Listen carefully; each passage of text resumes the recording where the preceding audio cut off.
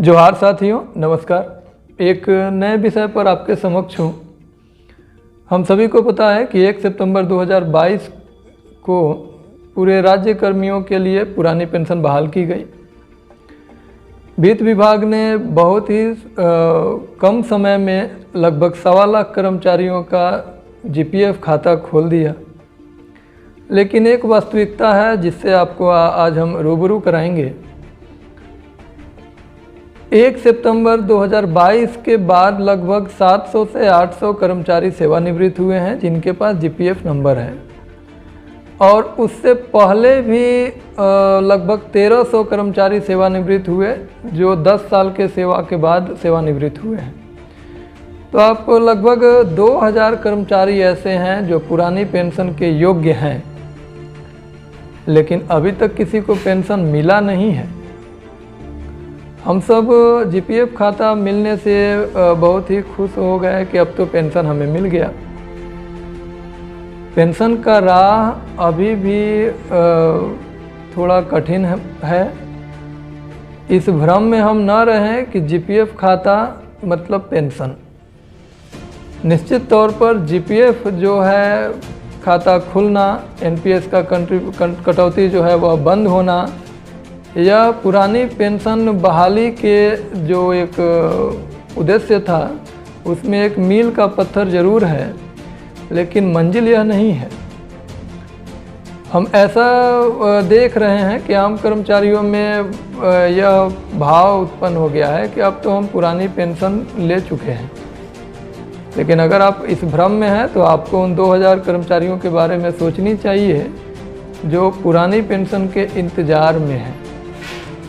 अभी तक झारखंड में एक भी कर्मचारी को पुरानी पेंशन नहीं मिला है। यह बात सरकार को लेकर के नकारात्मक भाव से नहीं कही जा रही है।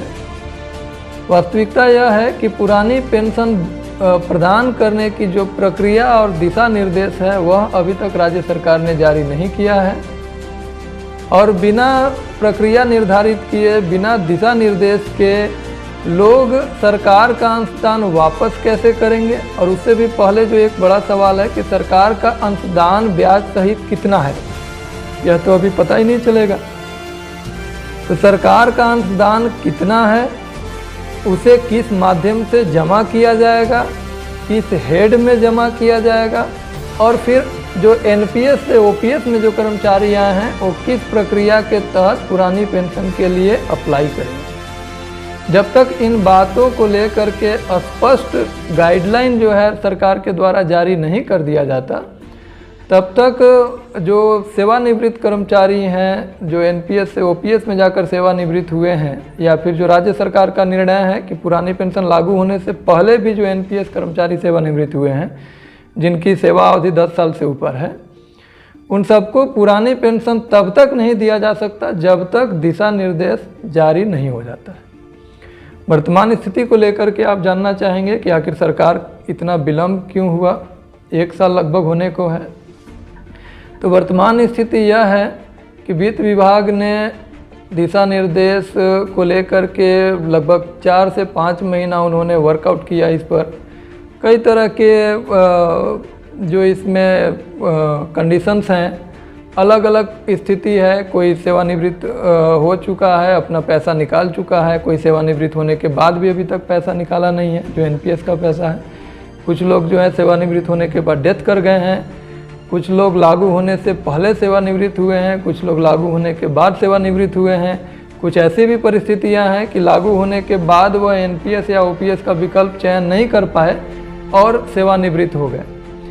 तो अलग अलग परिस्थिति है। सभी परिस्थितियों का समाधान क्या होगा, उसके रास्ते क्या होंगे, कैसे वो फॉर्म अप्लाई करेगा पेंशन के लिए, कैसे सरकार का अंशदान जमा करेगा, किस हेड में जमा करेगा, और यह राज्य सरकार के पास भी डेटाबेस नहीं होता है कि भाई जो सरकार का अंशदान ब्याज सहित कितना है, कर्मचारी का अंशदान ब्याज सहित कितना है। यह एनएसडीएल का मामला है। तो एनएसडीएल से डेटा कैसे एक्सेस किया जाएगा, ये बहुत सारी जटिल समस्याएं थी जिसको सॉर्ट आउट करके वित्त विभाग आगे बढ़ा।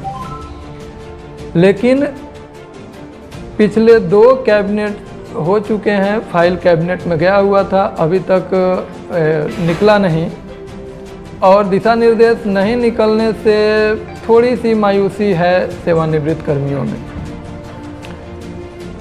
देखिए, एक बात तो हमें मानना पड़ेगा कि राज्य का मुखिया माननीय हेमंत सोरेन का जो संवेदनशीलता है, इस संवेदनशीलता के बिना पुरानी पेंशन बहाली संभव नहीं था।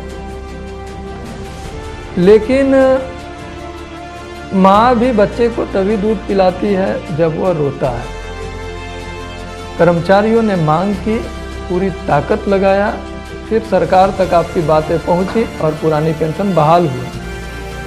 वैसे ही गाइडलाइन को लेकर के भी अगर हम सोच रहे हैं कि हम घर में सोए रहें और सरकार अपने से सब कुछ कर देगी, तो हम भ्रम में हैं।